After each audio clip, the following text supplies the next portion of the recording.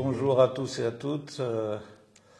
Nous voici réunis au nom des Assises de la Sagesse et nous sommes au centre védantique Ramakrishna en présence de Naren.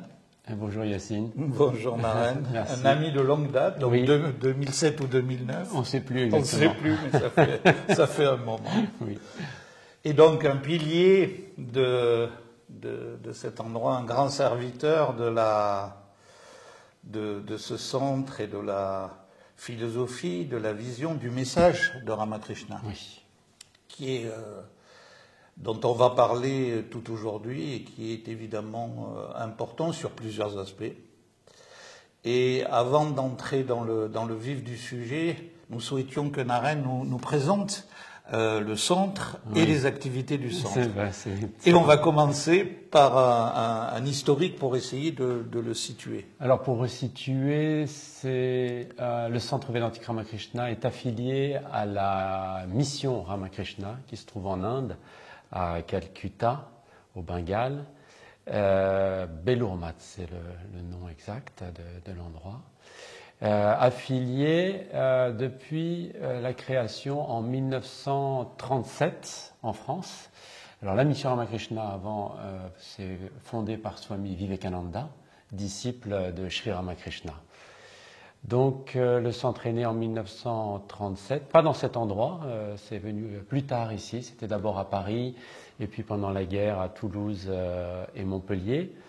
Et c'est arrivé ici en 1947 à Gretz-Armavilliers en Seine-et-Marne, où nous sommes exactement. Voilà.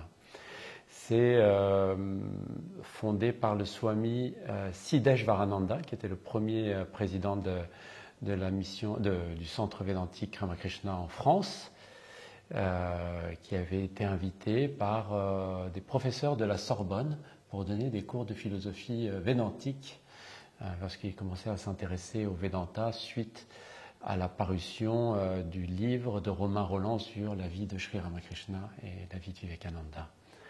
Donc Swami Siddeshvarananda est venu en France et puis ça s'est créé petit à petit. Et puis ça a pris place dans ce lieu incroyable ici à Gretz. Voilà. C'est vrai que c'est un endroit magnifique. Oui, ça fait un peu moins de 20 hectares. Il y a plusieurs bâtiments. À l'origine, il n'y avait pas autant de bâtiments. Ça a été construit au fur et à mesure du temps. Et voilà, Swami Siddeshvarananda qui a présidé le centre jusqu'en 1960, je crois, la date de où il a quitté le corps. Et ensuite est arrivé le deuxième Swami que nous a envoyé la mission Ramakrishna, Swami Ritajananda, pardonnez-moi, qui a dirigé lui le centre jusqu'en 1994, la date où il a quitté son corps. Et Swami Vitamoananda ensuite, le troisième Swami que tu as bien connu, oui, avec qui tu as fait de belles choses, oui, auxquelles j'ai assisté. C'est vrai, c'est vrai. Beaucoup de belles choses, qui a dirigé le centre, lui, jusqu'à son départ également en 2019. Et depuis 2022, avril 2022, Swami Atmarupananda, président du centre védantique, que tu recevras après moi, je crois. C'est ça. Et est-ce que tu peux nous le présenter un petit peu? Alors, Swami Atmarupananda, donc moine de la mission Ramakrishna, je crois qu'il est rentré dans la mission Ramakrishna en tant que moine dans les années 70, début 70, peut-être fin 69, début 70, par Chicago, par le centre de Chicago, puisqu'il est américain. Donc, il a été posté avant de venir ici à Houston, le centre qu'il a dirigé, et il est venu ici en France en avril 2022 pour présider le centre. Moi, j'ai eu la chance de le rencontrer dans mes voyages aux États-Unis, parce que je suis musicien. Donc, avec Sarada, tu nous as vus en concert, n'est-ce pas? Eh bien, on est allé jouer là-bas aux États-Unis et j'ai eu la chance de le rencontrer. Et il est venu ici en France à plusieurs reprises. Moi, j'y étais pas là encore, mais dans les années 80, du temps de Swami Ritajananda, dont on a parlé, le deuxième président, ici en France. Et il est venu en 2015 pour la COP 21 où il venait représenter le Vedanta. Et on avait fait d'ailleurs une interview de lui pour la radio à cette époque. Donc, mais à l'époque, j'imaginais pas que ça allait être le nouveau président du centre. Et c'est vraiment une grande joie de l'avoir avec nous. Il a épousé à merveille l'esprit du centre et de tout l'esprit qui a été mis en place depuis de nombreuses années. Et on est très heureux de l'avoir ici. Alors, il parle 7 langues, dont le français, ce qui aide beaucoup. Il parle le bengali, il parle le sanskrit bien sûr, il parle l'hindi, l'espagnol et le suédois et l'anglais, forcément. Voilà. Ça favorise la communication. Énormément, et surtout maintenant, au bout de 2 ans, il n'a plus besoin de traducteur pour donner ses conférences. Donc c'est direct. Ah oui, on le voit progresser depuis le dernier rendez-vous à ciel ouvert. Oui. Il a fait les assises. Donc vous pouvez le retrouver dans le cadre des podcasts des assises de la sagesse sur la paix, un grand témoignage autour de la paix. Tu as prononcé un mot, radio. Ah oui, la radio Gandharvagana. Gandharvagana qui signifie le chant céleste. Voilà. C'est sur une impulsion, une idée de Swami Vitamohananda, dont on a parlé tout à l'heure, 3e président du centre védantique Ramakrishna à Gretz, de faire une radio pour proposer le message de l'unité dans la diversité. À travers les programmes quotidiens, il y en a 7 exclusifs par jour. On a 21 animateurs qui bossent à la radio. C'est 7 jours sur 7, 24 heures sur 24, voilà, avec des rediffusions de temps en temps quand même. Oui, quand même. Voilà. On salue le travail, hein, on salue pour ceux qui savent ce que ça représente. Alors on retrouve sur la radio des conférences, des cours de philosophie védantique, des conférences de toute tradition, parce que j'ai oublié d'en parler ici au centre, chaque dimanche, il y a des conférences données par des personnalités du monde spirituel, quelle que soit leur tradition, leur confession. On accueille tout le monde et on se réjouit de recevoir tout ça, c'est merveilleux. Et donc elles sont diffusées à la radio. Mais pas que, il y a aussi autour de la santé, autour de l'astrologie, autour des pratiques bien sûr. Nous avons des pratiques quotidiennes à l'antenne, avec le Swami notamment, qui donne des méditations guidées, mais aussi des cours de yoga. Nous avons des répétitions de mantras, des lectures. Enfin, c'est très très riche. Et la musique, elle a cette particularité, vous trouverez ça nulle part ailleurs, d'être spirituelle, dévotionnelle et religieuse uniquement, pas d'autres styles de musique, de toute tradition, de toute époque et de tout style. Voilà, donc ça en dit long.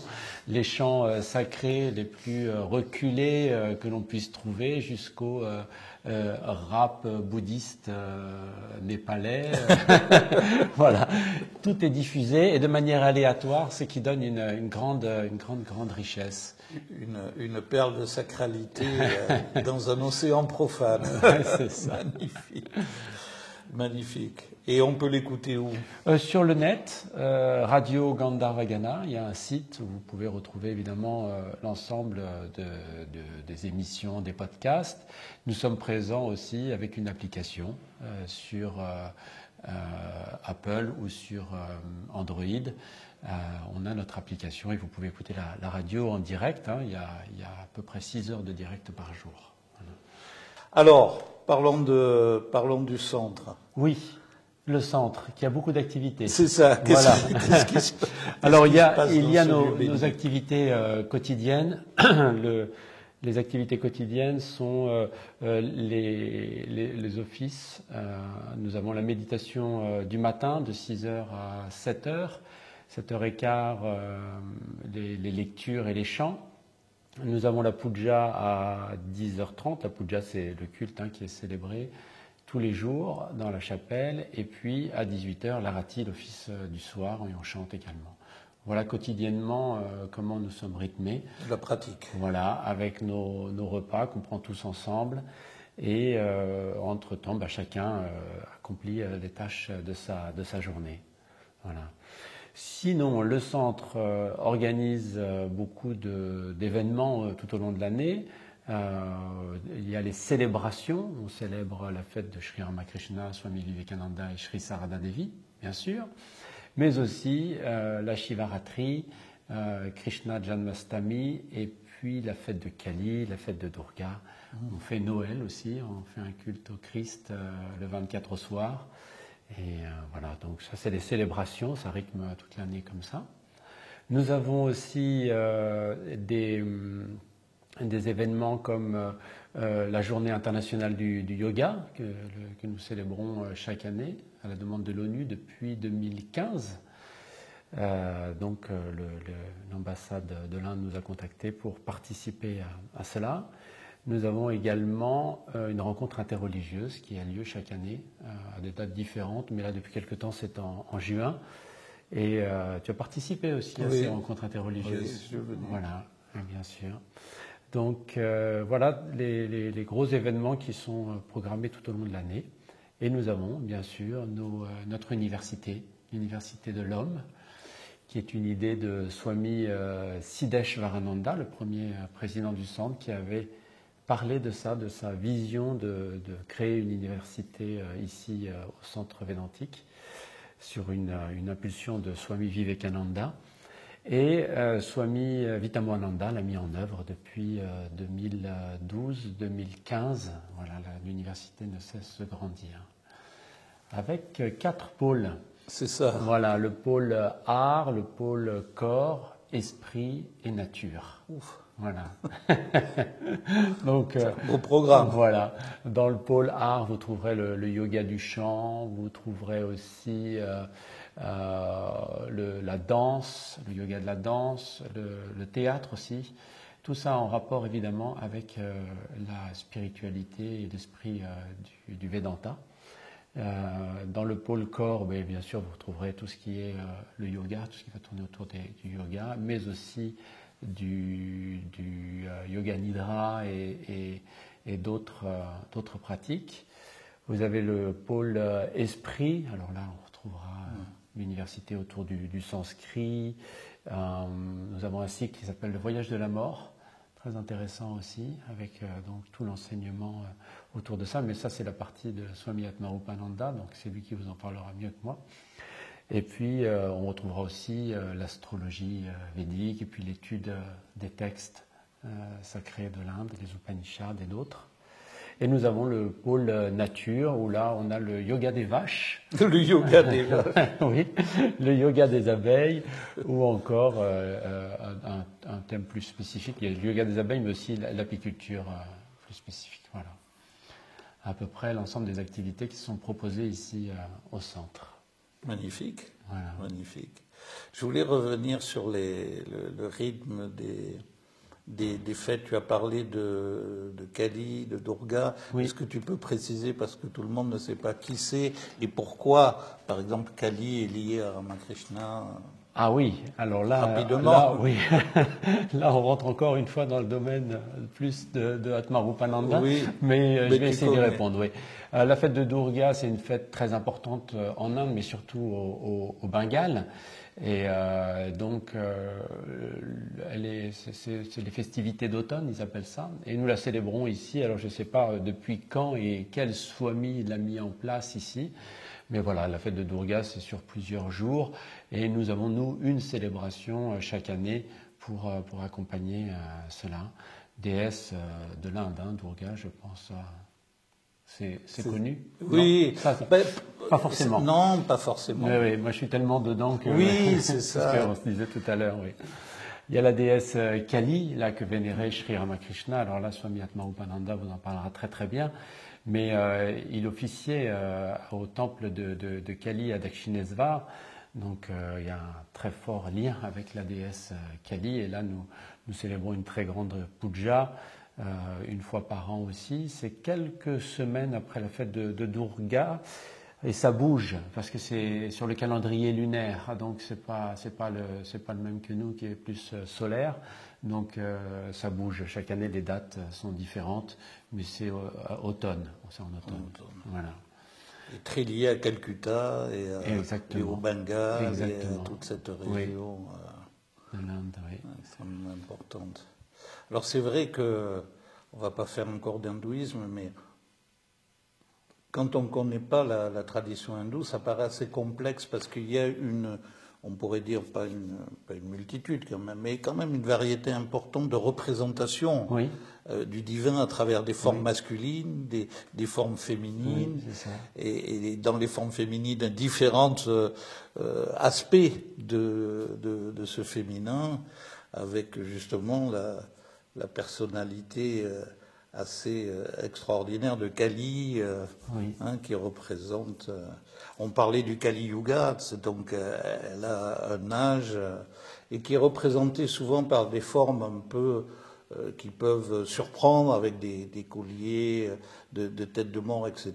Mais parce qu'elle est liée à cette notion de transformation de l'être. Exactement. Voilà. Il y a toute la symbolique qui se trouve derrière, qui est magnifique, qui est très longue à expliquer et à étudier, mais qui est très profonde, oui, bien sûr. Il ne faut pas s'arrêter à ça. On voit ça dans un des films je crois que c'est de Spielberg, des Indiana Jones ou Kali. Donc là, ils ont pris l'aspect très sanguinaire, etc., qui a donné une drôle d'image d'ailleurs à l'Occident de la déesse Kali, mais qui n'est pas tout à fait juste, évidemment. C'est une interprétation, certainement la plus profane qui existe. Oui, c'est ça. C'est des appropriations par l'esprit occidental des cultures qui lui sont étrangères et qui souvent a été fait au XIXe siècle d'une façon assez maladroite. Heureusement, il y a eu des grands, Mircea Eliade, René Guénon, pour ne citer que ces grands maîtres qui ont... et on convie tout le monde à lire. Oui, bien sûr. À les lire pour découvrir à la fois cette unité du vivant, parce que l'hindouisme est une tradition multimillénaire et en même temps qui a gardé toute sa profondeur. Oui. Et donc là, on se trouve dans un lieu qui est lié à un homme, Sri Ramakrishna, qui lui occupe une place singulière, si on peut dire, dans le panthéon des saints hindous de toute cette période du 19e, 20e siècle, qui a été extrêmement riche en Inde, avec des personnalités tout à fait extraordinaires. Est-ce que, sans empiéter sur ce que va dire Swami, je vais essayer. Mais pour toi,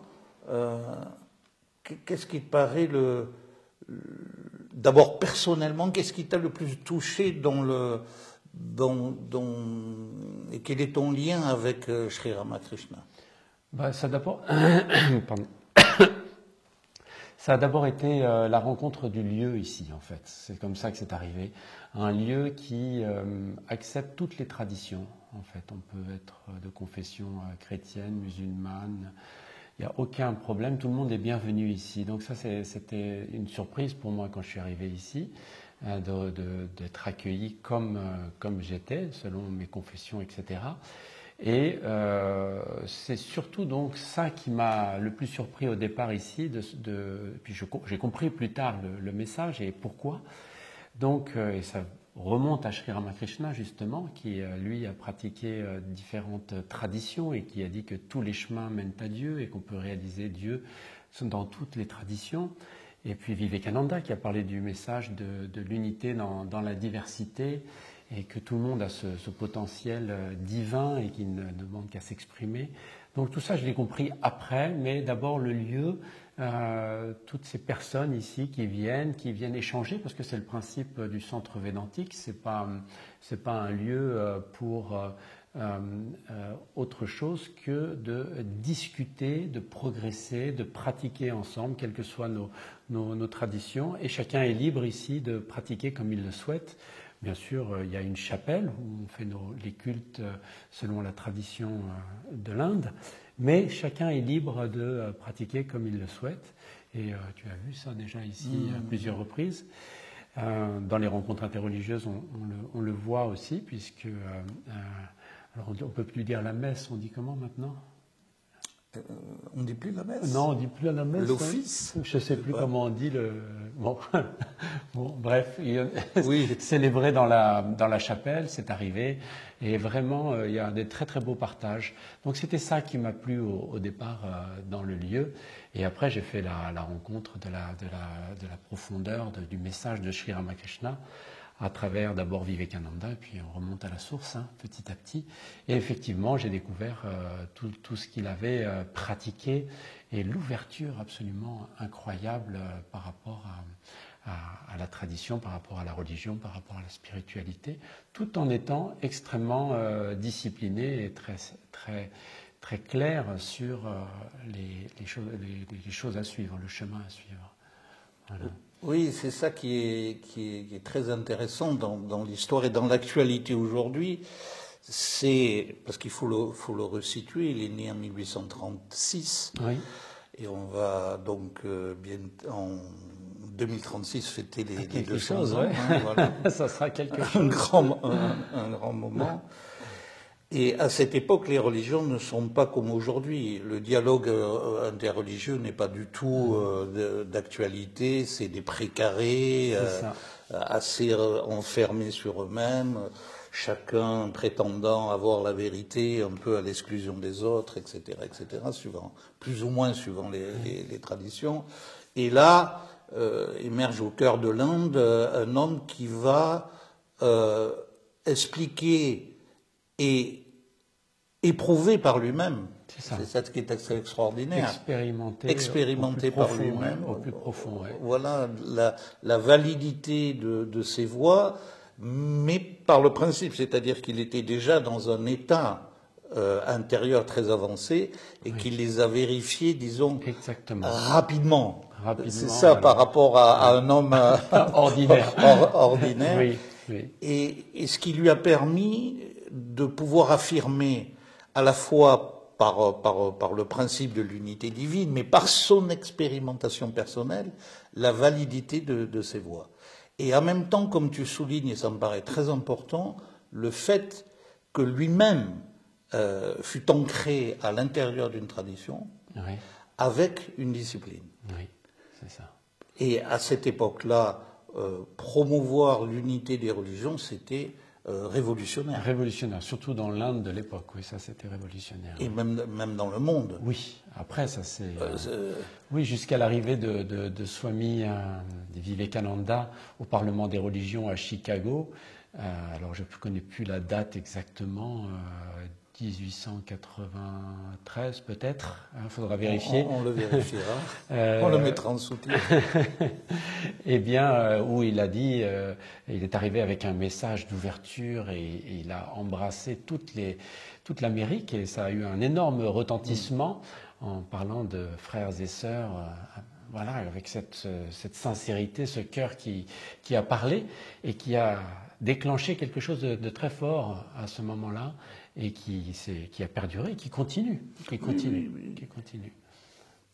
Et dans l'islam, ça a touché, il y avait à cette époque le Cheikh Adjada Bentounes qui a lui-même corroboré ce message d'ouverture. Donc ça a créé une sorte de résonance à l'intérieur de cette fraternité de l'unité, ces frères dans cette unité qui ont pu, au-delà des formes, disons, restrictives, formelles, souvent du monde religieux qui a tendance à se replier sur lui, on a vu ces hommes de l'expérience intérieure prendre la parole finalement et pouvoir exprimer cette vérité qui était plus ou moins cachée. Aujourd'hui, la situation est différente.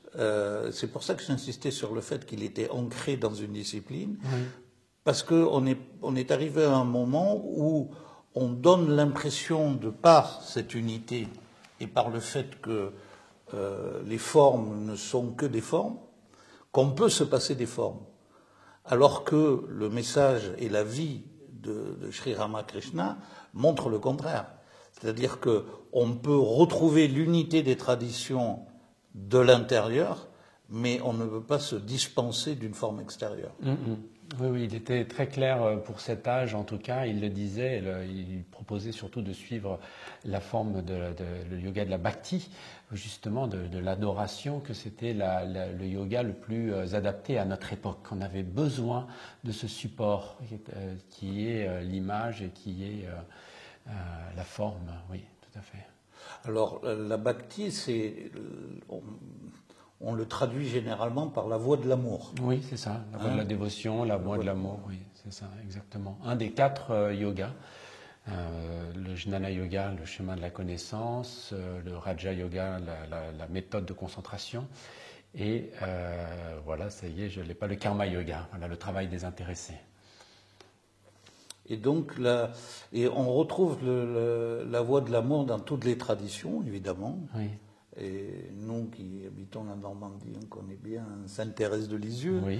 donc qui a elle-même joué un rôle très important dans l'Église catholique pour revivifier cette voie de l'amour.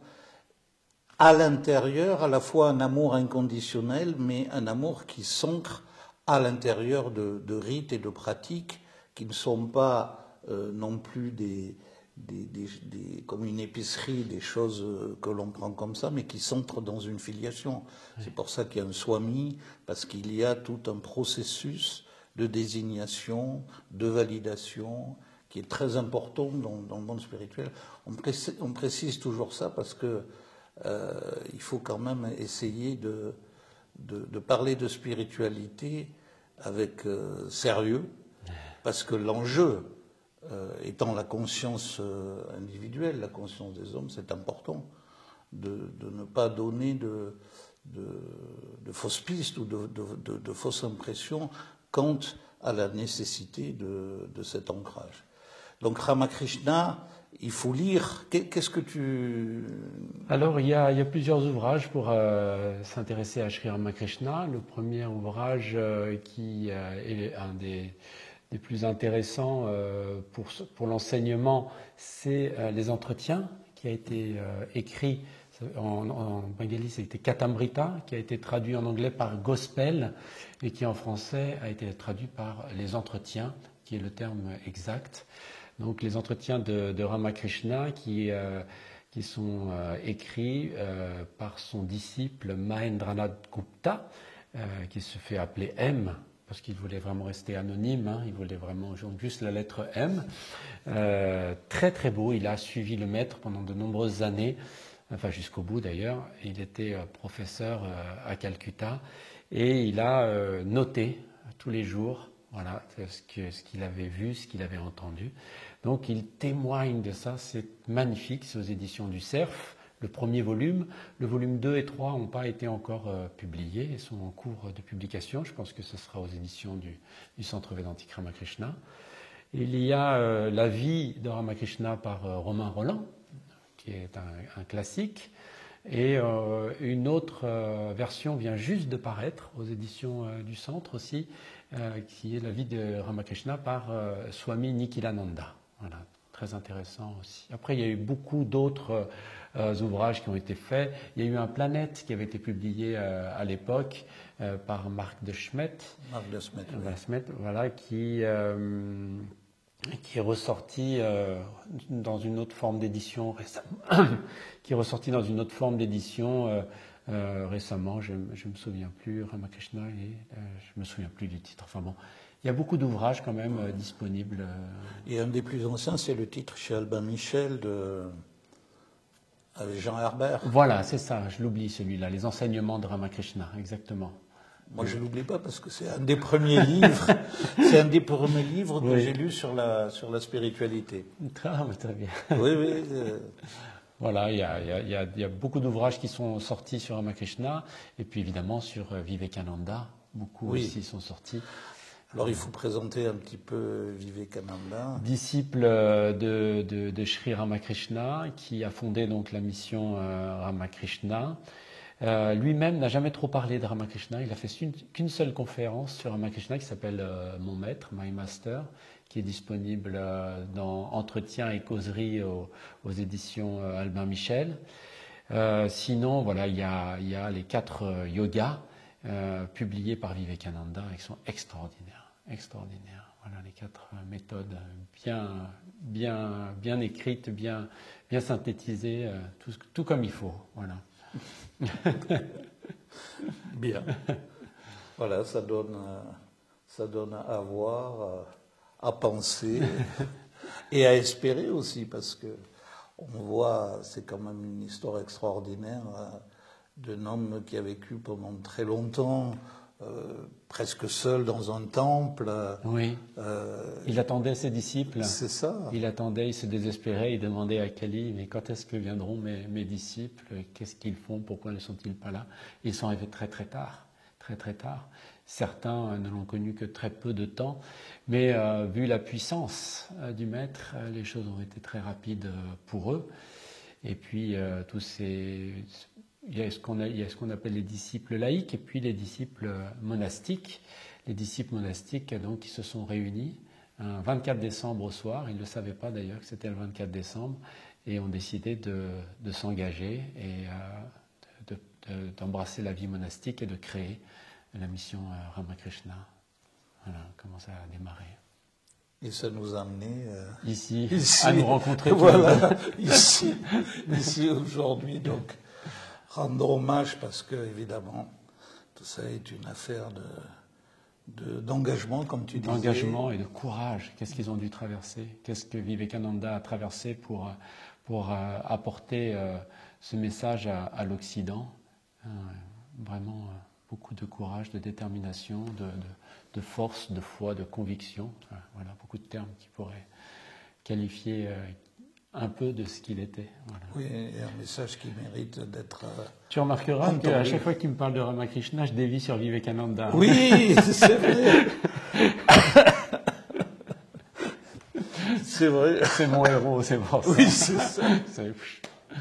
Mais ton prénom, Naren, a peut-être à voir avec lui, non? Narendranath, oui, c'est son prénom. Avant de prendre son nom monastique, Vivekananda, oui, c'était Narendranath, oui. Merci beaucoup. Merci infiniment.